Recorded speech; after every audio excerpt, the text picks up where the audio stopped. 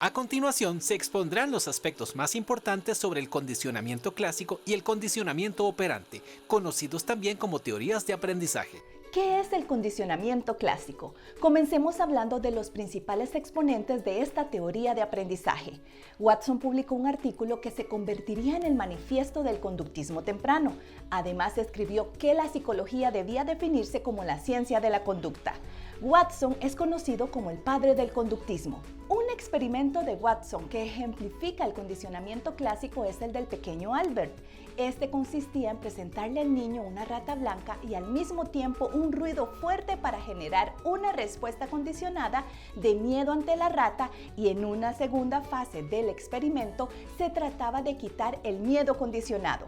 La segunda etapa no se llevó a cabo por el desacuerdo de la madre, quien retiró al niño del experimento. Pavlov estudiaba los jugos gástricos en perros. Una de las contribuciones de Pavlov a la psicología fue el estudio experimental de los procesos de condicionamiento. Esto significa poder evidenciar cómo ciertos estímulos que anteriormente eran neutros podían generar respuestas condicionadas mediante el aprendizaje. La teoría del condicionamiento clásico describe que el aprendizaje por asociación entre dos estímulos condiciona a las personas o animales a responder de una nueva forma a estímulos que antes no evocaban tales respuestas. Este tipo de aprendizaje se basa en la relación estímulo-respuesta.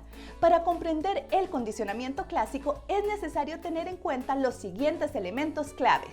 El estímulo incondicionado hace referencia a aquel que de forma automática provoca una respuesta del organismo.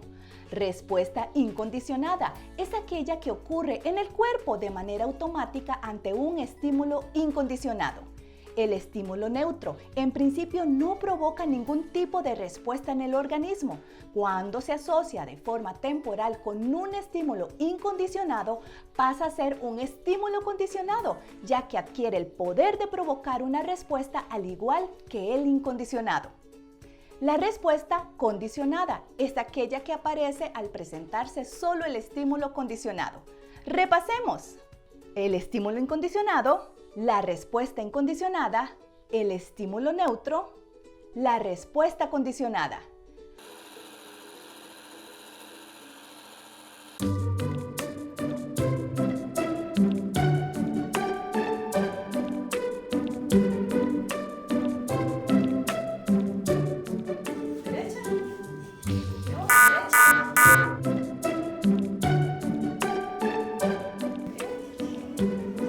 Derecha, derecha, derecha, derecha, derecha, derecha.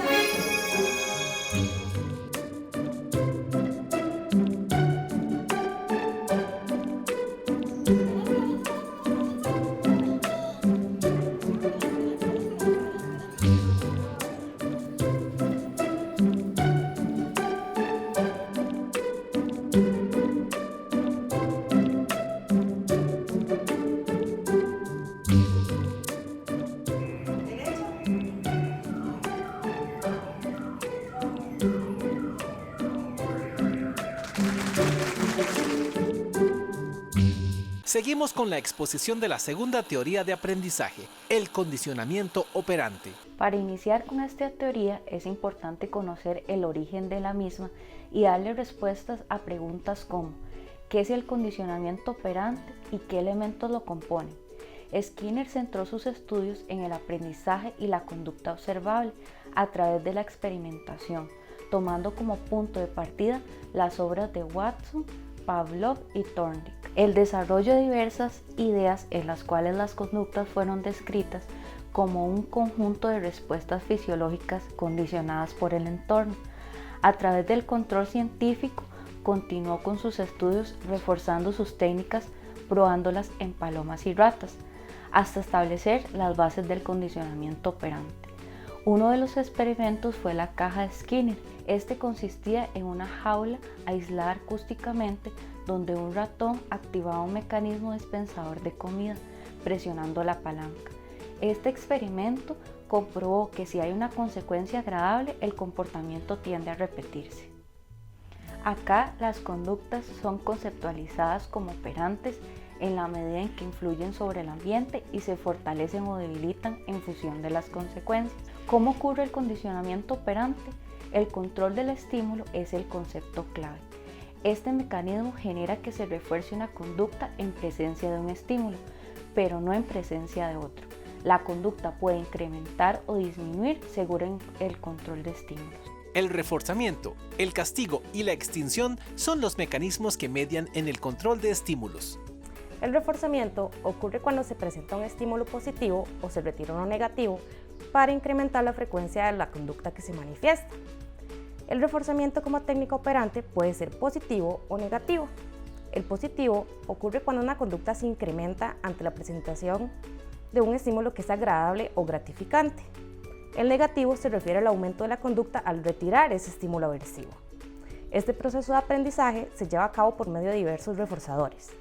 Los reforzadores primarios o incondicionados, que están asociados a las necesidades básicas del individuo. Los reforzadores secundarios o condicionados, que son aquellos que han sido adquiridos mediante un proceso de aprendizaje. Además, existen los reforzadores tangibles, sociales y las actividades reforzantes.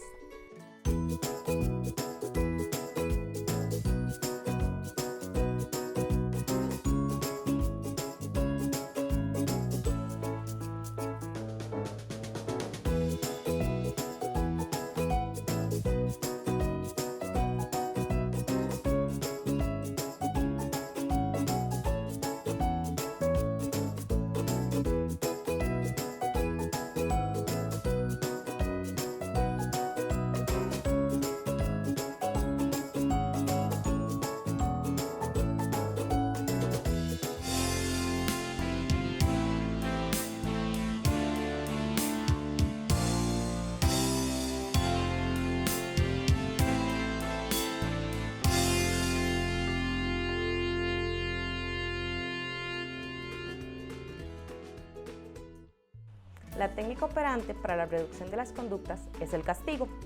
Ocurre cuando se presenta un estímulo positivo o se retira uno negativo para reducir la probabilidad de que se manifieste la conducta. El castigo positivo se refiere a la reducción de la frecuencia de la conducta debido a la emisión de un estímulo que es aversivo. Y el castigo negativo, por su parte, supone la retirada de un estímulo que es agradable o gratificante.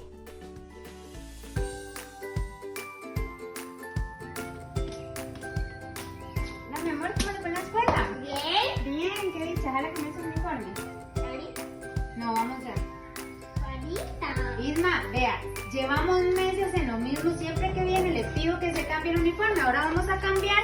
Y entonces me va a tocar quitarle la tablet todos los fines de semana hasta que usted empiece a hacer caso.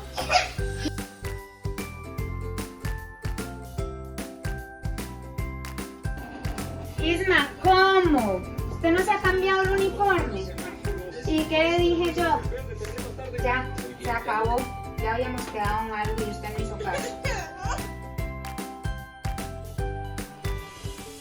Finalmente, se puede pretender eliminar una conducta. Para ello se recurre a la extinción. Eso ocurre cuando se deja de reforzar una conducta de manera que la frecuencia que se manifieste disminuye.